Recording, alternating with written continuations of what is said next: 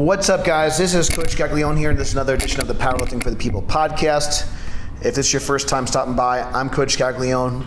I'm the owner of Gaglione Strength. I've been involved with powerlifting and strength coaching for over 13 years.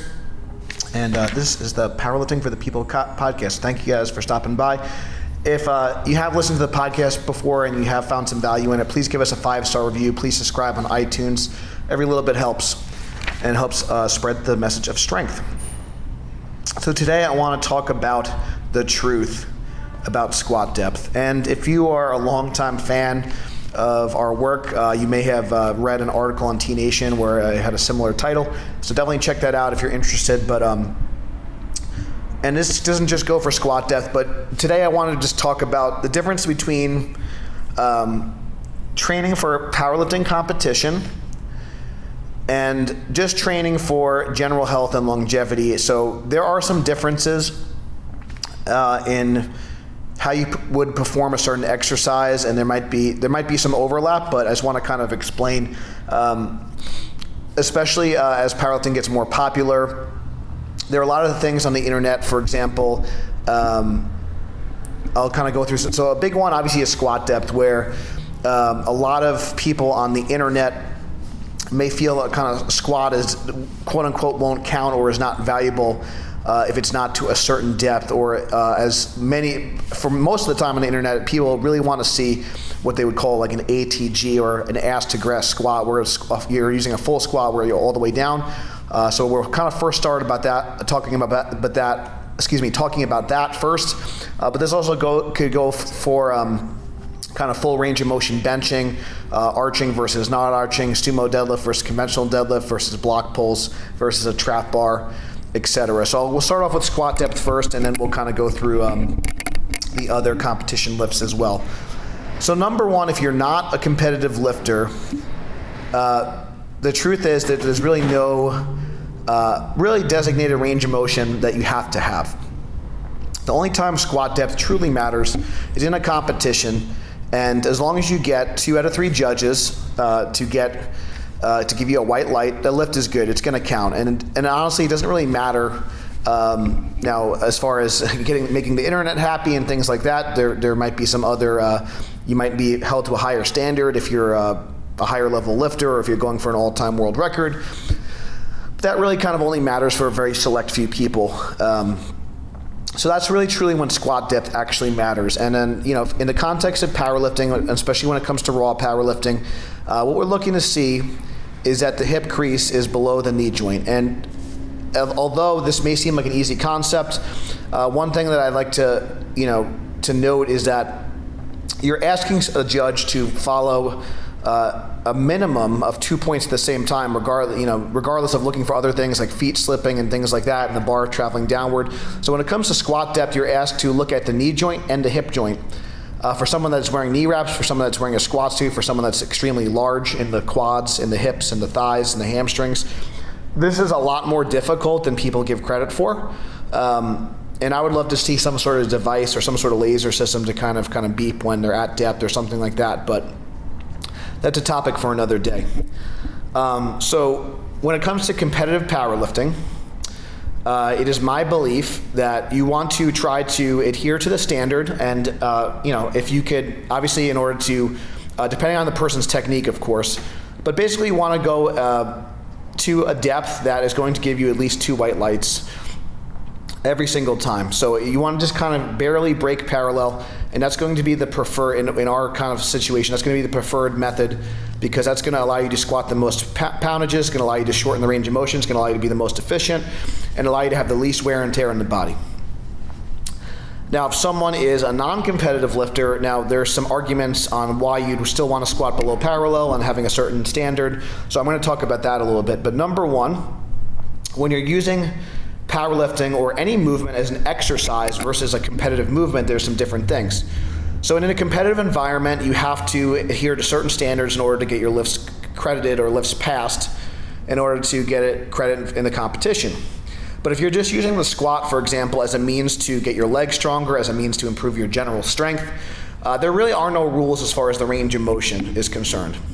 That being said, I do think it is important over a course of time to kind of hold yourself to a certain standard, whether let's say if you are using the free squat as an example, let's say your standard is I want to have my hip crease and knee in line with each other, so maybe your standard is just going to about parallel. Maybe if you have some sort of knee or hip limitation, maybe it's an inch above parallel, and we're using a box squat instead of a free squat, and we're just going to a certain height, so maybe you're using a 12, a 14, or a 16-inch box. And we're going to pause. So everyone's standard is going to be different. But I do think it is important to have a consistent technique if you're trying to measure strength, because obviously if sometimes you're squatting 2 inches above parallel and sometimes you're squatting below parallel and sometimes you're at parallel, those are kind of different movements and they're different squats. So it's really hard to quantify if you're getting stronger if the range of motion is always different all the time. So that's kind of one kind of argument for everybody squatting to depth. But the truth is, if someone's dealing with an injury, someone's dealing with some sort of orthopedic limitation, like so for example, my father has 2 fake hips, and we progressed him very, very slowly.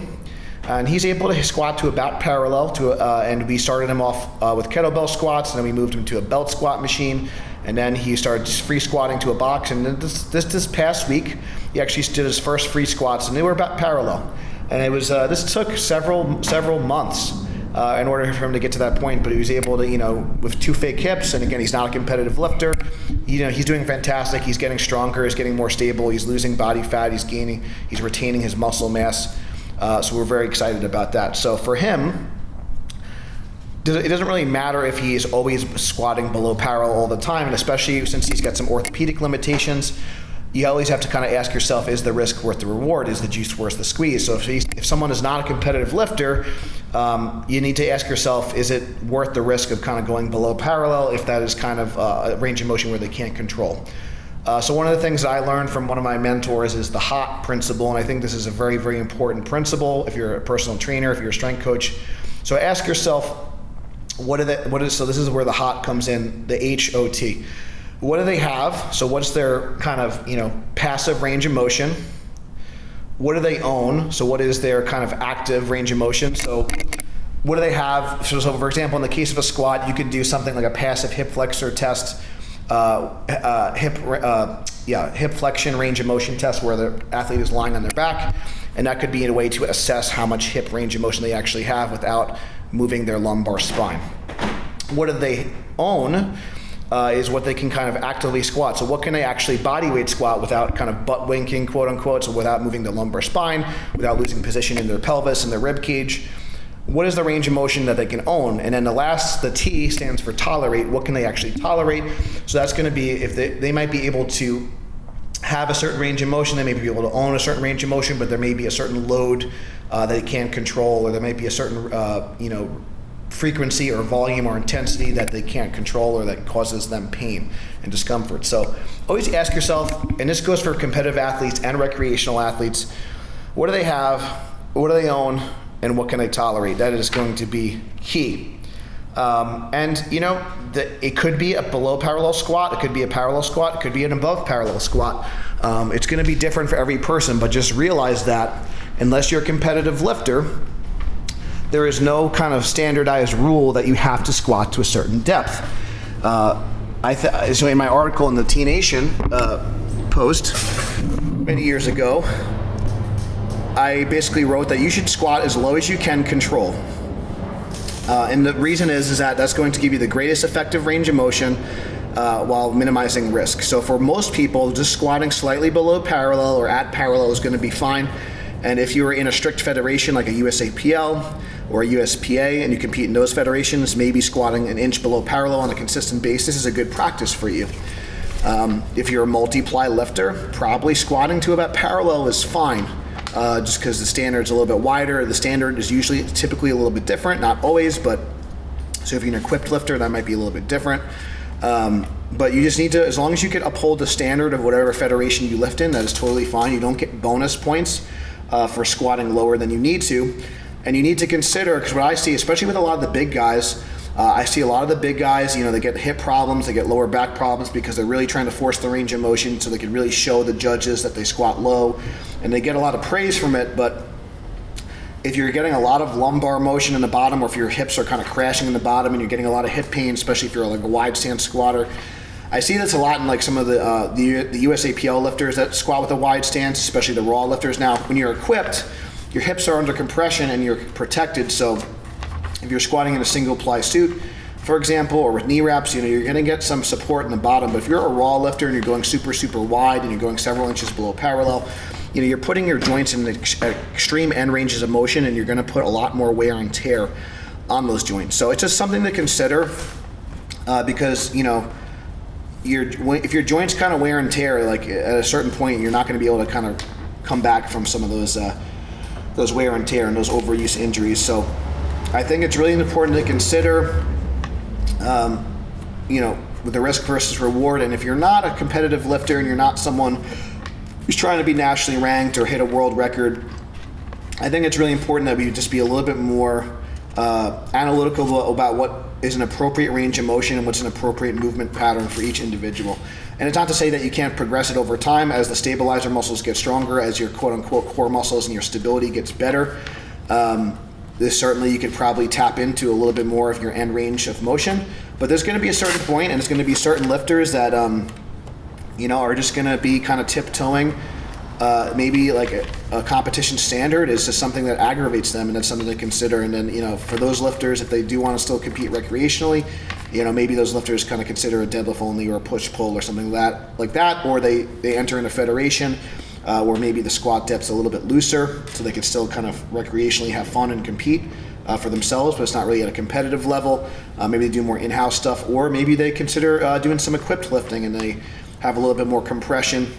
It doesn't need to be extreme equipped lifting, but they can maybe add some single ply briefs or something like that to allow them to still compete and be healthy and kind of scratch that competitive itch.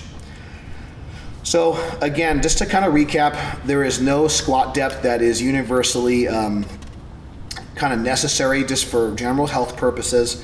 You want to squat as low as you can to use the most effective range of motion that you can kind of control and achieve your goals. So if you're trying to use the squat as a means to develop strength, getting to about parallel is probably fine for most people. But if you are someone who has orthopedic considerations, maybe you use a box squat and you squat to a depth that you can control your rib cage position, control your spine position, and control your hip position and your knee tracking and all that good stuff. So then once you kind of get to a standard that you're comfortable with, you can kind of continue to use that and set records at that specific range of motion and that height.